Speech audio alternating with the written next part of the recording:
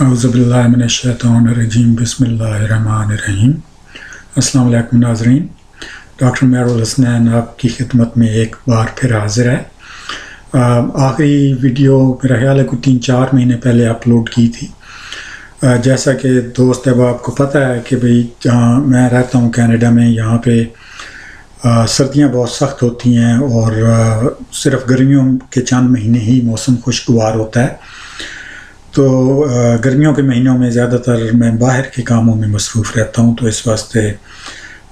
Video नहीं कोई upload कर सका। उम्मीद है अब ये सिलसिला फिर शुरू हो जाएगा। तो अभी चंद बाहर की एक्टिविटीज़ में से एक जो जिसमें मैं गर्मियों में मसरूफ़ रहता हूँ वो है कि थोड़ी बहुत अपना काश्तकारी करना अपने सेन के अंदर ही। तो अभी चंद दिन पहले मैंने आलू निकाल रहा था, तो सोचा कि एक वीडियो बनाएं जिसमें उन आलूओं का भी ज़िक्र हो। तो टॉपिक जो है वो आज की वीडियो का, जैसा कि आप पढ़ सकते हैं, वो है कि इंटेलेक्चुअल नशोनुमा और समाजी प्रोडक्टिविटी। बहुत अहम टॉपिक है, क्योंकि जब कोई मुआशरा या मुल्क जो है वो अगर उसमें इंटेलेक्चुअल नशोनुमा और प्रोडक्टिविटी की कमी का रुझान हो, तो वो आहिस्ता आहिस्ता वो मुआशरा जो है वो बद से बदतर की तरफ जाता है। तो इसलिए बहुत ज़रूरी है कि हम इस टॉपिक पे तवज्जो दें। इसके लिए ज़ाती तौर पे मैं जब पाकिस्तान में था तो इवन तब भी इसके लिए सियासी तौर पे और सियासी पार्टियों से मैं इसके लिए एडवोकेसी करता था। जब मोहतरमा बेनज़ीर साहबा की पहली हुकूमत आई थी तो उस वक़्त उन्होंने एक मिनिस्ट्री ऑफ यूथ और कल्चर बनाई थी, जिसमें मैं काफ़ी एक्टिव था। मेरा ख्याल मिनिस्टर साहब का नाम परवेश शाह था, या राना इस्लामाबाद में राना मार्केट में उसका एक स्पेशल ऑफिस खोला गया था। तो ये टॉपिक बहुत अहम है, और मैं अपने सोशल मीडिया के ऊपर भी बहुत सारे ऐसे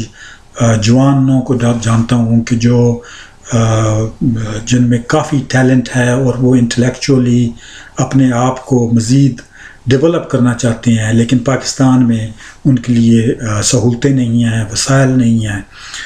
तो ये भी तकरीबन 20-25 मिनट की ये वीडियो होगी पिछली वीडियोस की तरह। तो काइंडली इसको आप देखें और अगर और दूसरों दोस्त अहबाब के साथ शेयर भी करें। तो आए शुरू करते हैं। तो ये हैं जी मेरी खेती के आलू। ये अभी चंद दिन पहले ही निकाले हैं और इनको थोड़ी सी हवा लगने के बाद इनकी मिट्टी वगैरह झाड़ी है। तो जैसा कि आप देख सकते हैं कि ये 3 रंगों के हैं, हल्के रंग के, भूरे रंग के और फिर सुर्ख माइल रंग के। तो और इनके मुख्तलिफ साइज़ हैं। तो ये एक नेचुरल अमल होता है कि नेचुरल प्रोसेस है कि जब भी आप कोई चीज़ ग्रो करते हैं तो वो कुछ छोटे हो रह जाते हैं, कुछ बड़े हो जाते हैं, कुछ दरमियाने साइज़ के होते हैं। तो यहाँ पे उसी ढेरी को मैंने आगे मज़ीद मुख्तलिफ साइज़ों के हिसाब से ढेर बनाया है। तो जैसा कि आप देख सकते हैं कि ज़्यादातर जो आलू हैं वो इस ढेरी के हवाले से, इस ढेरी के साइज़ को अगर हम मद्देनज़र रखें तो वो एवरेज साइज़ के हैं, वो एवरेज के नज़दीक हैं। जो दरमियान वाले 3 हैं वो एवरेज के नज़दीक हैं। जो सबसे दरमियान है वो तो उसको बिल्कुल एवरेज है, और साथ वाले मज़ीद बहुत सारे आलू हैं जो उस एवरेज के इर्द गिर्द हैं। और थोड़े से आलू हैं कि जो एवरेज से काफ़ी कम हैं, और थोड़े से आलू हैं कि जो एवरेज से ज़रा ज़्यादा बड़े हैं। तो ये जो है ये एक कुदरती अमल है, और ये कुदरती अमल जो है सिर्फ़ आलूओं या टमाटरों या सब्ज़ी के ऊपर या फ्रूट के ऊपर नहीं लागू होता। ये जो बहुत सारे मुआशरती और इंसानी चीज़ें हैं, जो करैक्टरिस्टिक्स हैं, जो ख़वास हैं, जो सलाहियतें हैं, उनके ऊपर भी यही प्रिंसिपल लागू होता है। तो अगली स्लाइड में मैं उस प्रिंसिपल की थोड़ी सी सादा से अल्फाज में एक्सप्लेन करने की कोशिश करता हूँ। तो उसको हम जैसा कि कहा है कि ये जो डिस्ट्रीब्यूशन है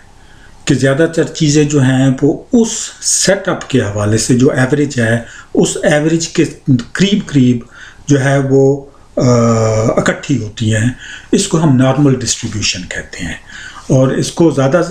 سادہ زبان میں بیل شیپڈ کرو بھی کہتے ہیں۔ وہ جو گھنٹی ہوتی ہے جو گائے کے گلے میں گند باندھی جاتی ہے، اس طرح کی یہ گھنٹی کی شیپ کی یہ کرو بنتی ہے۔ تو اس کی میں وضاحت کرنے کے لیے میں نے قد ہوتا ہے ہمارا، اس کے حساب سے میں ایک مثال دیتا ہوں۔ لیکن مثال دینے سے پہلے ایک چیز مزید میں پھر واضح کر دوں کہ یہ اس سیٹ اپ کے حوالے سے، جس سیٹ اپ کی ہم بات کر رہے ہیں اس کے حوالے سے نارمل ڈسٹریبیوشن ہمیں ملتی ہے۔ تو اب ہم مثال لے لیتے ہیں کہ ہم کراچی میں بندوں کے قد کے، یا لاہور میں یا کسی بھی بڑے شہر میں ہم بندوں کے قد کی ڈسٹریبیوشن جو ہے، بالغ لوگ جو ہیں، جو جب قد بڑھنا رک جاتا ہے، جیسے 20-25 سال کی عمر والے سے زیادہ اور 40 سال کی عمر کے درمیان، ہم ان کی قد کی ایوریج معلوم کرنا چاہتے ہیں اور اس کی ڈسٹریبیوشن معلوم کرنا چاہتے ہیں۔ تو اب اگر شہر کی آبادی 1 کروڑ ہے تو ہم 400 یا 600 بندوں کا قد میئر کر کے تو ہم یہ ڈیٹا نہیں کلیکٹ کر سکتے، تو اس کے لیے ہمیں مناسب سیمپل سائز چاہیے ہوگا۔ تو اگر کروڑ آبادی ہے تو 1 لاکھ سیمپل سائز جو ہے وہ تقریباً کافی ہوگا، رینڈملی اگر ہم لے لیں گے۔ تو اب ہم 1 لاکھ بندوں کے اگر ہم قد میئر کریں تو ان کی ایک اوسط نکالی جا سکتی ہے۔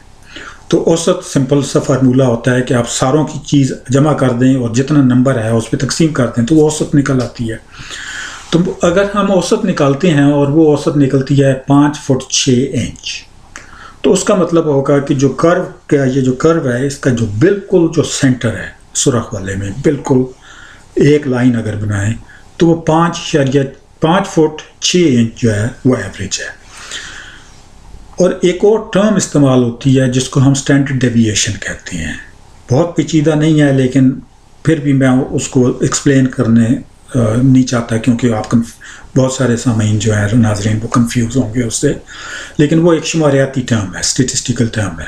تو اگر ہم کہتے ہیں کہ ایک اسٹینڈرڈ ڈیویشن ہم نے کیلکولیٹ کی اور وہ 2 انچ ہے، تو ہم یہ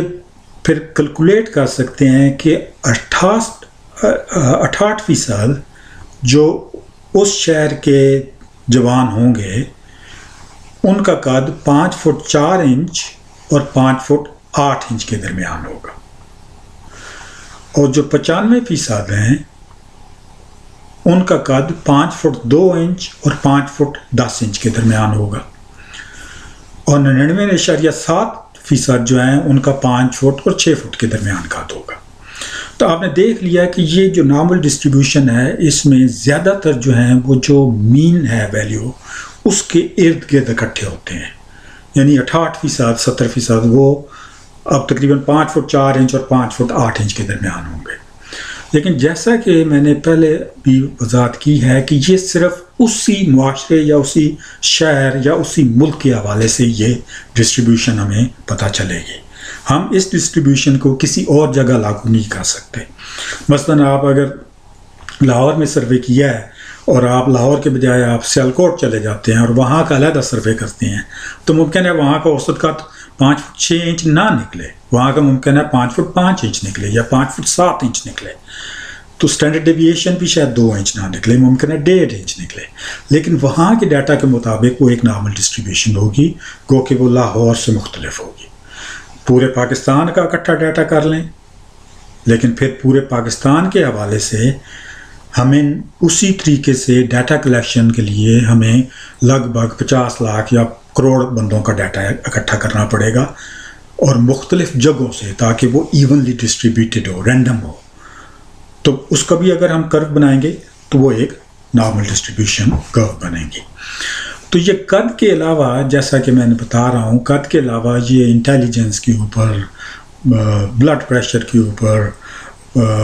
وزن کے اوپر، مطلب کسی کوئی بھی خاصیت یا کریکٹرسٹک لے لیں تو یہ ہمیں ایک کرو کی ڈسٹریبیوشن مل جاتی ہے۔ اب ہم 2 معاشروں کو، اب میں بڑھتا ہوں اور یہ کہتا ہوں کہ آلوؤں کے بجائے آپ آلوؤں کو سمجھیں کہ یہ انسان ہے، ایک معاشرہ ہے اور انسان ہے، اور آلوؤں کو جو سائز ہے وہ ان اشخاص کی ذہانت اور پروڈکٹیوٹی ریفلیکٹ کر رہا ہے، ٹھیک ہے؟ ذہانت سے مراد میری سمپل IQ نہیں ہے، ذہانت ایک کمپلیکس کانسیپٹ ہے جس میں آئی کیو صرف ایک ویریبل ہے، لیکن اوور آل ذہانت اور پروڈکٹیوٹی عموماً ساتھ ساتھ چلتے ہیں۔ تو ذہانت اور پروڈکٹیوٹی کو اگر ہم سمجھیں کہ وہ آلوؤں کا جو سائز ہے وہ ریفلیکٹ کر رہا ہے، تو یہ ایک معاشرہ یا ملک ہے، تو اس میں بھی یہ نارمل ڈسٹریبیوشن ہوگی۔ زیادہ تر بندے جو ہیں اس معاشرے کے حوالے سے ان کی ذہانت اور پروڈکٹیوٹی ایوریج ہوگی، کچھ کی کم ہوگی اور کچھ کی ایوریج سے کے کافی زیادہ ہوگی۔ تو یہ تو اس معاشرے کے حساب سے نارملی ڈسٹریبیوٹیڈ ہے، لیکن ہم اس ایک اور معاشرے کا یا ایک اور ملک کا اسی حساب سے سروے کرتے ہیں، اس میں بھی ہوگا یہی کہ زیادہ تر بندوں کی جو پروڈکٹیوٹی اور ذہانت ہوگی وہ اس معاشرے کے حساب سے ایوریج ہوگی۔ لیکن جیسا کہ آپ اس تصویر میں دیکھ رہے ہیں، اور حقیقتاً مجھے یہ فوٹو چونکہ شرنک کرنا پڑا ہے تو اب فرق زیادہ صاف پتہ نہیں چل رہا، لیکن پھر بھی اتنا واضح ہے کہ اگر آپ غور کریں تو جو سب سے چھوٹے آلو معاشرہ نمبر 2 کے ہیں وہ معاشرہ نمبر 1 کے سب سے چھوٹے آلوؤں سے بڑے ہیں۔ اسی طریقے سے جو اگلی 3 ڈھیریاں ہیں جو ایوریج کے زیادہ نزدیک پائل اپ ہو رہے ہیں، تو ان 3 ڈھیریوں کے آلوؤں کا سائز معاشرہ نمبر 2 میں معاشرہ نمبر 1 کے سائز سے بڑا ہے، اور جو ابو ایوریج ہیں وہ بھی معاشرہ نمبر 2 میں معاشرہ نمبر 1 سے زیادہ ہیں۔ تو اب معاشرہ نمبر 2 یا ملک نمبر 2 میں انٹرنلی اندرونی طور پہ اگر ہم تجزیہ کریں گے تو زیادہ تر بندے اس معاشرے کے حوالے سے ایوریج ہوں گے، کچھ ایوریج سے کم ہوں گے، کچھ ایوریج سے زیادہ ہوں گے۔ لیکن جب ہم معاشرہ یا ملک نمبر 2 کو ملک نمبر 1 سے موازنہ کریں گے تو جو ملک نمبر 2 کے جو ایوریج مائنڈ والے بندے ہیں اور ایوریج پروڈکٹیوٹی والے بندے ہیں وہ ملک نمبر 1 کے ایوریج مائنڈ اور ایوریج پروڈکٹیوٹی والے بندوں سے زیادہ ذہین اور زیادہ پروڈکٹیو ہیں۔ یہ جو فرق ہے، یہی فرق ملکوں کو یا تو ترقی کی طرف لے کے جاتا ہے یا تنزلی کی طرف لے کے جاتا ہے، کیونکہ کسی بھی معاشرے میں جو ایوریج سے اوپر کی طرف ہیں، یعنی ان دونوں سلائیڈوں میں جو رائٹ سائڈ پہ 2 ڈھیریاں ہیں، یہ گروپ عموماً لیڈنگ پوزیشن میں ہوتا ہے۔ اساتذہ ہوتے ہیں، پروفیسر ہوتے ہیں، پالیسی میکرز ہوتے ہیں، سیاستدان ہوتے ہیں، انڈسٹریلسٹس ہوتے ہیں، بزنس مین ہوتے ہیں، تو یہ عموماً یہ والا ہوتا ہے۔ جب معاشرے کے جو لیڈنگ بندے ہیں، جو اس معاشرے کے ذہین اور زیادہ پروڈکٹیو بندے ہیں، ان کا معیار ہی کم ہوگا کسی دوسرے معاشرے یا ملک کے مقابلے میں، تو وہ اپنے جو کم ذہانت اور کم پروڈکٹیو جو گروپ ہے اس کو اوپر نہیں لا سکیں گے، کیونکہ وہ خود ہی کم ہے دوسرے ملک کے مقابلے میں۔ تو نتیجتاً یہ ہوگا کہ وہ ملک کھینچ نہیں سکے گا اپنی تنزلی سے باہر، اور بھی بہت ساری پیچیدگیاں پھر اس ملک میں ساتھ ساتھ آنا شروع ہو جاتی ہیں۔ لیکن ان پر جانے سے پہلے میں آپ کو تھوڑی سی وضاحت کرنا چاہوں گا کہ کون سے عوامل ہیں کہ جو آلوؤں کے سائز کو یا ذہانت، انسانی ذہانت یا معاشرتی ذہانت اور پروڈکٹیوٹی کے اوپر اثر انداز ہوں گے۔ تو اس کو اگر ہم دیکھیں تو یہ ہیں جن کو ہم ایک سائٹ پہ جو نیلی سلائیڈ ہے اس میں زیادہ تر شخصی اور خاندانی چیزیں ہیں کہ جو کہ ذہانت اور پروڈکٹیوٹی کے اوپر اثر انداز ہوتی ہیں، اور جو براؤن والی سائڈ ہے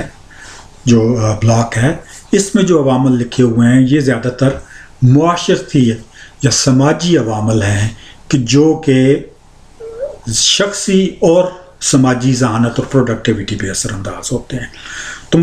جلدی سے میں ایک ایک سے جاؤں گا۔ جینز یعنی آپ کی جو موروثی جو صورتحال ہے اس کا اثر ہوتا ہے، اس کا زیادہ اثر جو ہے وہ ہمیں سائنٹیفکلی ابھی اس کی پتہ ہے کہ ہوتا ہے، لیکن اس کی تفصیل نہیں پتہ، لیکن موروثی چیز ہوتی ہے کہ کچھ فیملیز جو ہیں وہ زیادہ ذہین ہوتی ہیں، زیادہ فرق نہیں ہوتا، یہ نہیں ہے کہ کچھ بہت ہی باکمال ذہانت جو ہے وہ قدرتاً جینز میں آ جائے، لیکن تھوڑا بہت 19-20 کا فرق ہوتا ہے۔ اسی طریقے سے جس طریقے سے 19-20 کا فرق ہوتا ہے کہ کچھ بندے جو ہیں ان کا قد 5 فٹ 10 انچ ہوگا ان کے، یا 6 فٹ ہوگا، جبکہ دوسرا خاندان ہوگا ان میں عموماً قد جو ہے وہ 5 فٹ 6 انچ یا 4 انچ ہوگا۔ تو وہ بہت زیادہ فرق نہیں ہے، لیکن فرق ہوتا ہے تھوڑا بہت۔ جسمانی صحت بہت ضروری ہے، اسپیشلی جس وقت بچہ بڑا ہو رہا ہے، اس کی اگر جسمانی اور ذہنی صحت اچھی ہے تو اتنا ہی اس کا ذہن بھی ہوگا، اتنا ہی وہ پروڈکٹیو بھی ہوگا۔ خاندانی ماحول بہت ضروری ہے۔ اگر وہ بچہ ایسے ماحول میں بڑا ہو رہا ہے کہ جہاں پہ پڑھنے کا شوق ہے، جہاں پہ چیزوں کو سوچنے کا اور چیزوں کی وہ اینالائز کرنے کا کا ماحول ہے، جہاں پہ یہ چیزیں انکریج کی جاتی ہیں، تو وہ اور وہ اگر معاشرتی ماحول بھی ہے کہ اس طرح کا ہے کہ ان چیزوں کو انکریج کیا جاتا ہے، تو وہ بچہ زیادہ ذہین اور زیادہ پروڈکٹیو ثابت ہوگا۔ تعلیم اور تربیت جو کہ بہت اہم ہے، لیکن پھر وہی جو پچھلی سلائیڈ میں نے بتایا ہے کہ تعلیم اور تربیت بھی، چونکہ تعلیم جو ہے وہ جن لوگوں نے تعلیم کا سلیبس بنانا ہے، تعلیم کو امپلیمنٹ کرنا ہے، تربیت کا سلیبس بنانا ہے، تربیت کے لیے ماحول پیدا کرنا ہے، اگر وہ ہی اس معاشرے کے کسی دوسرے معاشرے یا ملک سے وہ پیچھے لیگ کر رہے ہیں تو وہ نہیں بنا سکیں گے۔ وہ زیادہ سے زیادہ یہ کریں گے جی کہ چلو جی اس ملک کے جو گائیڈ لائنز ہیں وہ کیا کہتے ہیں، چلو ان کو کاپی کر لیتے ہیں یا ان کو دیکھیں کہ وہ کیا کرتے ہیں۔ اور جیسا بہت پہلے میں نے شروع کسی لیکچر میں ایکسپلین کیا تھا کہ جب آپ کاپی کرتے ہیں کسی دوسرے ملک کو، تو ایک تو یہ ہے کہ وہ ضروری نہیں کہ آپ کے ملک پہ لاگو ہو، اور دوسرا چونکہ میں پالیسی میکنگ ڈاکومنٹس تیار کیے ہیں، ان کمیٹیز پہ رہا ہوں، جو چیز ابھی مثلا کینیڈا میں صحت کے کسی خاص حوالے سے جو ابھی لاگو ہے وہ 10 سال پرانی ہے۔ جو ہم نئی بنا رہے ہیں، نئی سوچ کے مطابق بنا رہے ہیں، وہ اگلے 10 سال کی ہیں۔ تو اگر کوئی ملک دوسرے ملک سے کاپی کرتا ہے یا ورلڈ ہیلتھ آرگنائزیشن سے اٹھا کے کاپی کر لیتا ہے تو وہ بیسیکلی 10 سال پرانی کوئی چیز کاپی کر رہا ہوگا۔ اسی طریقے سے پھر سماجی فیکٹرز ہیں کہ اگر سماجی طور پہ کریٹیکل سوچ کا فروغ ہے، عملی تعلیم دی جا رہی ہے، یعنی صرف کتابوں کو نہیں، یہ کتابوں میں پڑھ چھوڑیں، یا جو عملی طریقے پہ جو تعلیم آپ کو کام آئے وہ ویسی تعلیم دی جا رہی ہے، اگر میرٹ کو فالو کیا جا رہا ہے اور موقع دیے جا رہے ہیں اور ایکول موقع ہیں، اگر سماجی انصاف ہے کہ اگر مجھے پتہ ہے کہ میں بھی محنت کر رہا ہوں تو مجھے اس محنت کا انصاف کے ساتھ مجھے صلہ ملنا ہے، اگر ایک سماجی ٹرینڈ ہے کہ بھئی ذہانت اور پروڈکٹیوٹی کے اوپر جو ہے وہ بہت زور دیا جاتا ہے، اگر تحقیق کا رجحان ہے، اور تحقیق سے مراد یہ نہیں ہے کہ آپ نے بس کسی کی اور تحقیق کو کاپی کر کے اس طرح کی آپ نے ریسرچ کر دی کہ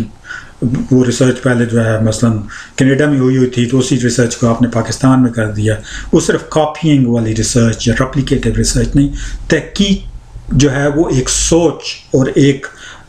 مزاج یا ایک معاشرتی مزاج کا نام ہے کہ آپ سوچیں کہ کیا چیز آپ کے لیے امپورٹنٹ ہے، جو آپ کے حوالے سے، آپ کے معاشرے کے، آپ کے گاؤں یا شہر کے حوالے سے اس کو ریسرچ کیا جائے اور دیکھا جائے کہ اس سے ہمیں کیا حاصل ہوتا ہے، تاکہ وہ عملی طور پہ بھی ہماری مدد کر سکے۔ اور اگر حوصلہ کن ماحول ہے، اگر آپ کو انکریجمنٹ بھی دی جا رہی ہے، اگر ایسا ماحول ہے کہ انکریجمنٹ یہ دی جا رہی ہے کہ آپ جتنا پیسہ بنا لیں گے، جتنے آپ کے پاس اچھی گاڑی ہوگی، اتنے ہی آپ جو ہے وہ کامیاب تصور ہوں گے، تو یقیناً پھر وہاں پہ ذہانت سے زیادہ جو ہے وہ بندوں کا اس طرف رجحان ہوگا کہ بھئی ہمیں کوئی ایسا طریقہ نکالنا چاہیے کہ ہم پیسے بنا سکتے ہیں زیادہ سے زیادہ۔ بہرحال یہ فیکٹرز جو ہیں، یہ فیکٹرز بہت اہم ہیں، اور جیسا کہ میں نے شروع میں ذکر کیا ہے پہلے انٹروڈکٹری سلائیڈ میں کہ محترمہ بے نظیر صاحبہ نے جب یوتھ منسٹری بنائی تھی تو وہ اس وقت بھی میرا ایکٹیو ہونے کا یہی تھا، میں اس وقت بہت انرجیٹک تھا ماشاءاللہ، ابھی بھی خدا کے فضل سے انرجیٹک ہوں، لیکن اس وقت بہت زیادہ تھا، تو اس میں بھی میں نے ٹانگ اڑائی ہوئی تھی، اور یہی تھا کہ کس طریقے سے ہم جوان نسل کو جو ہے وہ اچھے ٹریک پر چڑھا کر ان کو ذہانت اور ذہین اور پروڈکٹیو بنا سکتے ہیں۔ تو ذہنی نشو و نما اور جو معاشرہ ہے اس کی کرٹیکل سوچ اور معاشرے کے ساتھ ایک گہرا کنیکشن ہے. تو صرف بات یہ نہیں ختم ہو جاتی کہ بھئی اگر ایک ملک ہے اور وہاں پہ دوسرے ملک کی نسبت جو لوگ ہیں وہ جو ایوریج ہے وہ ایوریج ہائر ہے، تو کیا ہو گیا جی، اگر 10 پوائنٹ ہائر ہے تو اس سے کیا فرق پڑتا ہے؟ اس سے بہت بڑا فرق پڑتا ہے. اور اس سے فرق یہ پڑتا ہے کہ جو آپ کے معاشرے کی جو اوور آل سوچ اور رجحان ہے وہ ذہانت اور پروڈکٹیوٹی کی عکاسی ہے. کیونکہ ذہانت، جیسا کہ میں نے شروع میں کہا ہے کہ صرف آئی کیو ذہانت نہیں ہے، آئی کیو ایک معیار ہے ذہانت کا. اس کے علاوہ جو ریزننگ کی ایبلٹیز ہیں، جو کریٹیکل تھنکنگ کی ایبلٹیز ہیں، جو ریسرچ کی ایبلٹیز ہیں، جو ایجاد اور انوویشن کی جو ایبلٹیز ہیں، یہ ساری ذہانت کے ساتھ کنیکٹڈ ہیں. جب آپ جب معاشرے میں ذہانت پروموٹ نہیں کرتے تو کنکریٹ تھنکنگ جو ہے اس کا رجحان ہو جاتا ہے. کنکریٹ تھنکنگ کیا ہے؟ کنکریٹ تھنکنگ کو یہ بہت ساری اس کے وضاحت کی جا سکتی ہے، لیکن میں نے مین پوائنٹ اس کو لکھ دی ہیں. کنکریٹ تھنکنگ والے لکیر کا فقیر ہوں گے، جذباتی سوچ رکھتے ہوں گے، یعنی ان کو اپنی جذبات کو سوچ سے، کریٹیکل تھنکنگ سے علیحدہ کرنے میں دشواری ہوتی ہوگی. محدود کریٹیکل تھنکنگ کی صلاحیت، محدود نقطہ نظر، یعنی آپ ان کے نقطہ نظر سے آپ ذرا باہر کوئی چیز ان کو وضاحت کرنے کی کوشش کریں گے تو ان کا دماغ اس کو قبول کرنے کے لیے تیار نہیں ہوگا. اور اگر چونکہ ان کے جذبات بھی اس کے ساتھ وہ انوالوڈ ہیں تو وہ جذباتی بھی ہو جائیں گے پھر کہ یہ کیا تم بات کر رہے ہو. ان کے لیے آنکھ اوجل اور پہاڑ اوجل والا ماحول ہوتا ہے، اور حقائق اور رٹے پہ ان کی توجہ ہوتی ہے. تو یہ لوگ ہر معاشرے میں ہوتے ہیں، لیکن عموماً کسی معاشرے کا یہ 60 سے 70 یا 65 سے 75 کے درمیان ہوتے ہیں، فیصد کے درمیان. اور یہی لوگ جو ہیں یہ زیادہ تر لیبر فورس میں ہوتے ہیں، یہی جو لوگ جو ہیں زیادہ تر ایسے اداروں میں یا کاموں میں مصروف ہوتے ہیں کہ جہاں پہ گائیڈ لائنز بنا دی جاتی ہیں اور وہ بس ان کو پتہ ہوتا ہے کہ یوں یوں یوں یوں یوں کرنا ہے، یا ان کو ٹرین کر دیا جاتا ہے خاص جابس کے لیے، ٹیکنیکل جابس کے لیے بھی، فزیکل جابس کے لیے، اور انہیں پتہ ہوتا ہے کہ بھئی یہ میں نے یوں کرنا ہے، اس اینٹ کو یوں اوپر رکھنا ہے اور اس کو یوں کرنا ہے. تو وہ بہت اہم حصہ ضرور ہے معاشرے کا، لیکن جب معاشرے میں اس طرف زیادہ رجحان ہو جائے تو جو دوسرے سوچ رکھنے والا گروپ ہے جس کو ہم ایبسٹریکٹ تھنکنگ کہتے ہیں وہ کمی ہونا شروع ہو جاتی ہے. تو لیڈر جو ہیں، اور لیڈر سے صرف مراد سیاسی لیڈر نہیں ہیں، جو سماجی لیڈر ہیں، جو تعلیمی لیڈر ہیں، جو ریسرچ کے لیڈر ہیں، پالیسی بنانے والے لیڈر ہیں، جو بیوروکریٹک لیڈر ہیں، وہ سارے جو لیڈر ہیں ان میں ایبسٹریکٹ تھنکنگ والے بندوں کا، زیادہ سے زیادہ ایبسٹریکٹ تھنکنگ والے بندوں کا ہونا بہت ضروری ہے. جب پورا معاشرے کا رجحان چھوٹے آلووں کی طرف ہو جاتا ہے تو یہ ایبسٹریکٹ تھنکنگ والی جو ریشو ہے یہ 30-35% کے بجائے 25-30 پہ آ جاتی ہے، یا بلکہ اس سے بھی گر سکتی ہے. اگر پچھلے 10 سال سے یا 20 سال سے اس معاشرے میں کریٹیکل تھنکنگ کو فروغ نہیں دیا گیا، یا 40 سال سے نہیں دیا گیا، تو اس معاشرے میں ایبسٹریکٹ تھنکنگ والے جو بندے ہیں، جو کریٹیکل تھنکنگ والے بندے ہیں، ان کی جو ریشو ہے وہ مزید کم ہو جائے گی. جوں ان کی ریشو گرے گی تو وہ لیڈرشپ کا فقدان ہوتا جائے گا. اور جیسا کہ میرا ایک کلاس فیلو دوست جو ہے وہ عموماً کہتا ہے کہ قط الرجال ہوتا جائے گا، لیڈرشپ کی وہ کمی ہونا شروع ہو جائے گی. Professional, scientific, occupational, industrial, innovation کی جو لیڈرشپ ہے اس کا فقدان ہونا شروع ہو جائے گا. تو اس واسطے ذہنی نشو و نما کا فقدان معاشرے میں جو ہے وہ ایبسٹریکٹ اور کریٹیکل سوچ کی کمی اور معیاری لیڈرشپ میں زوال کا سبب بنتا ہے. پاکستان جیسے ملک جو ہیں ان کا معاملہ صرف یہاں پہ ختم نہیں ہوتا، اس میں ایک اور پیچیدگی بھی آ جاتی ہے، اور وہ پیچیدگی یہ ہے کہ برین ڈرین اور برین کیپچر. ساری دنیا جو ہے، جو ترقی یافتہ ممالک ہیں، وہ اس پچھلے 40-50 سال سے، خصوصاً پچھلے 30 سال سے اس کوشش میں ہیں کہ وہ کہیں سے بھی ان کو ٹیلنٹ، ذہانت اور پروڈکٹیو بندے ملتے ہیں تو وہ ان کے اپنے ملک میں لے آئیں۔ یقیناً جب وہ ان کو اپنے ملک میں لاتے ہیں تو کسی اور ملک کا خسارہ ہوتا ہے اس میں۔ اب یہ میں نے جو ہے یہ بیسیکلی معاشرہ نمبر 2، جو پچھلی سلائڈ میں معاشرہ نمبر 2 کے جو آلو تھے، جو کہ معاشرہ نمبر 1 سے ایوریج ان کی پہلے ہی زیادہ تھی، وہ شو کی ہیں نیچے جو 5 ٹیری ہیں۔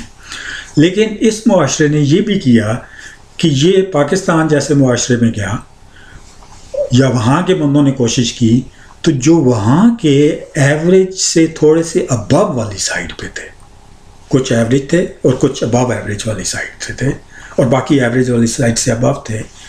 انہوں نے کوشش کر کے کینیڈا آ گئے، جرمنی آ گئے، امریکہ آ گئے۔ اب وہ جس وقت وہ پاکستان کو چھوڑتے ہیں تو یہ پاکستان کی وہ جو ڈھیر تھے آلووں کے، اس میں سے وہ اور کم ہو گئے، جبکہ کینیڈا، امریکہ، جرمنی جیسے ملکوں میں اس ابو ایوریج ڈھیر میں اور زیادہ ان کا وہ بن گیا۔ تو وہ پوری کرو جو ہے وہ یوں بیل شیپ رہنے کے بجائے یوں کروڈ ہو گئی، سکیو ہو گئی، اس کو ہم کہتے ہیں سکیو ہو گئی۔ تو اس صورت میں وہ رائٹ سائڈ پہ سکیو ہو گئی۔ اب ایوریج جو ہے وہ نہ بیل شیپ نہیں رہی کیونکہ وہ سکیو ہو گئی ہے کہ باہر سے جو ابو ایوریج تھے وہ آ گئے۔ تو یہ چیز جو ہے یہ پاکستان کا پچھلے، مجھے پتہ ہے میں خود ذاتی طور پہ پیسے کی خاطر قطن نہیں نکلا پاکستان سے، میں وہاں پہ لٹرلی ایکڈیمکلی سفوکیٹ کر رہا تھا، جیسے مجھے بالکل کچھ نہیں ہو رہا تھا۔ پہلی کتاب 1995 میں ماشاءاللہ میں نے لکھی، 1 سال پورے پاکستان میں، مشاہد صاحب کا لائبریرین ہمارے تھے پیمز میں، ان کا اللہ بھلا کرے، 1 سال میں مجھے اتنا مٹیریل نہیں ملا جریدوں سے یا کتابیں جو کچھ بھی وہاں تھیں، نیٹ ورک کے دفتر سے، کہ میں اس کتاب کا 4تھا حصہ بھی لکھ پاتا۔ بیچ میں امریکہ انٹرویو دینے آیا، ییل یونیورسٹی میں ایک دوست تھا، اس کی لائبریری میں جا کے میں نے 2 ہفتوں میں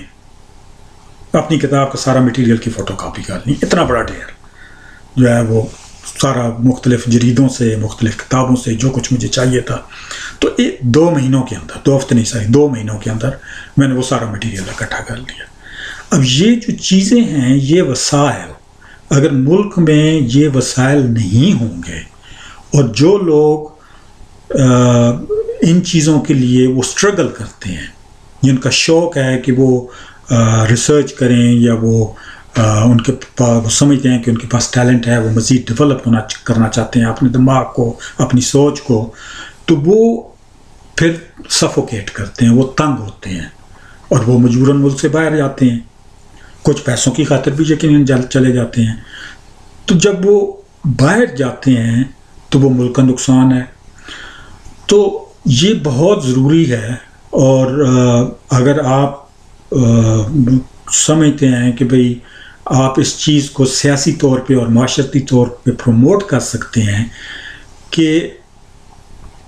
جو مواقع ہیں، جو انٹیلیجنس کو ڈیولپ کرنے کے طریقے ہیں، بذات خود تو میں یہ سمجھتا ہوں کہ یہ خود پچھلی ہر گورنمنٹ میں یہ high up on the agenda ہونا چاہیے تھا، لیکن مجھے نہیں لگتا کہ پچھلی کوئی بھی حکومت جو ہے، محترمہ بے نظیر کا مجھے پتہ ہے کہ ان کی کوشش تھی پہلی حکومت کے دوران، کیونکہ میں ایکٹیولی خود انوالو تھا اس معاملے میں، اس کے بعد مجھے کسی حکومت کا نہیں پتہ۔ تو یہ بہت امپورٹنٹ بات ہے، اور اگر آپ کے پاس وسائل ہیں تو آپ کائنڈلی اس معاملے پہ پرو ایکٹیو ہوں۔ اور اس کے ساتھ ہی ختم ہو گئی ویڈیو، تو جو ہے وہ کائنڈلی اس کو شیئر کریں، اور اللہ حافظ۔